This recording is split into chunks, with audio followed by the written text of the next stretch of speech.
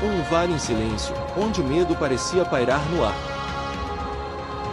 Um exército inteiro tomado pelo temor, incapaz de avançar. E lá estava ele, um gigante imponente, impossível de ser vencido aos olhos de todos. Mas surge um jovem pastor, simples e corajoso, sem armadura, sem espada, apenas fé no coração. Ele não tinha força física, mas possuía algo muito maior, confiança em Deus.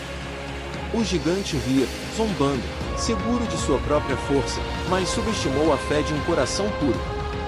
Davi declarou, com firmeza e coragem, eu vou contra você em nome do Senhor dos Exércitos. Uma pedra foi lançada, e o gigante caiu.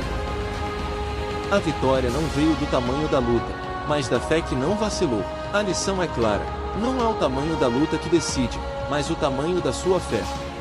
Todo gigante pode cair,